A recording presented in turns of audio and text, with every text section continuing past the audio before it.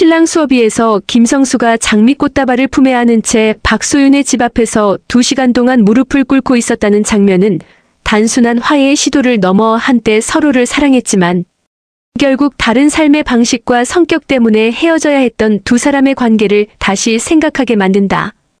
특히 김성수의 모습에서는 이별을 받아들이기보다 아직 끝나지 않은 사랑을 붙잡고 싶어하는 절박함이 강하게 드러난다.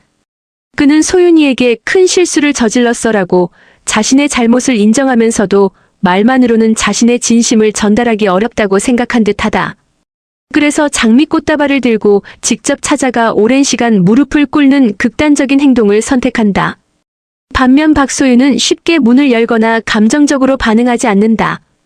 그녀에게 이별은 단순히 한 번의 다툼이나 오해 때문에 발생한 것이 아니라 서로의 가치관과 생활 방식 그리고 성격의 차이가 오랜 시간 쌓인 결과였기 때문이다.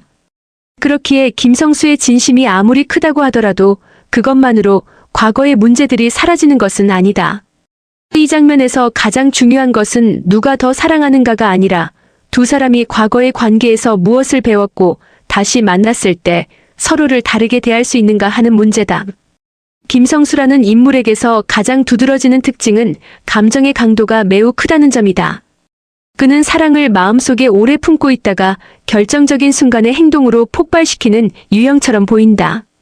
평소에는 자신의 감정을 충분히 설명하지 못하거나 상대방이 무엇을 원하는지 세심하게 헤아리지 못했을 가능성이 있지만 이별이라는 현실을 마주한 뒤에는 오히려 자신의 감정이 얼마나 큰지 깨닫는다.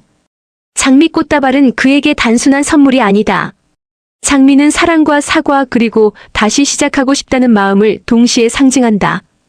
그런데 그 장미를 들고도 문 앞에서 2시간 동안 무릎을 꿇었다는 설정은 김성수가 현재 느끼는 후회가 상당히 깊다는 사실을 보여준다. 그는 이제야 자신이 소중하게 생각했던 사람이 사실은 이미 자신의 곁에서 멀어지고 있었다는 것을 깨달은 듯하다. 특히 소윤이에게 큰 실수를 저질렀어라는 그의 말은 이 인물의 내면을 이해하는데 중요한 단서가 된다. 김성수는 자신의 행동이 단순한 실수가 아니라 사랑하는 사람에게 상처를 준 행동이었다는 사실을 인식하고 있다. 하지만 여기에는 두 가지 감정이 동시에 존재한다. 하나는 진심 어린 죄책감이고 다른 하나는 자신의 실수를 되돌리고 싶은 절박함이다. 죄책감만 있다면 그는 박소윤에게 사과한 뒤 그녀의 선택을 기다릴 수도 있다. 그러나 그는 직접 집 앞까지 찾아가 장시간 무릎을 꿇는다. 이것은 아직 그녀를 포기할 준비가 되어 있지 않다는 의미로 해석할 수 있다. 즉 김성수에게 이별은 관계의 종결이라기보다 자신이 반드시 되돌려야 할 위기로 느껴지는 것이다. 이러한 행동은 한편으로 매우 진심으로 보이지만 다른 한편으로는 김성수의 성격적 약점도 드러낸다. 사랑하는 사람이 무엇을 원하는지 평소에 이해하고 존중하는 것보다 문제가 발생한 뒤 큰 행동으로 해결하려는 방식은 관계에서 반복적인 갈등을 만들 수 있기 때문이다.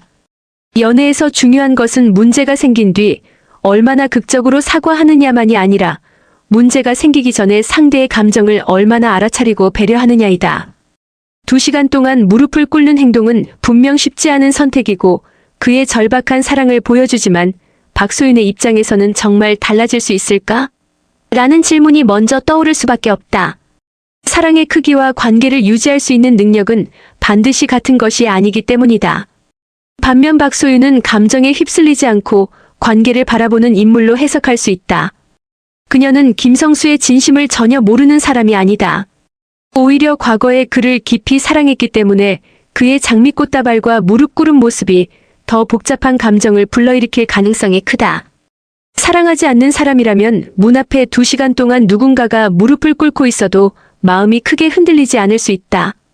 그러나 한때 사랑했던 사람이 자신의 앞에서 후회와 미련을 표현한다면 과거에 행복했던 기억과 현재의 상처가 동시에 떠오른다. 그래서 박소윤에게 용서는 곧바로 재결합을 의미하지 않는다. 그녀가 김성수를 용서할 수 있다고 하더라도 다시 연인이 되는 것은 전혀 다른 문제다. 박소윤이라는 인물의 가장 중요한 특징은 자신의 삶을 지키려는 현실적인 태도라고 볼 수 있다.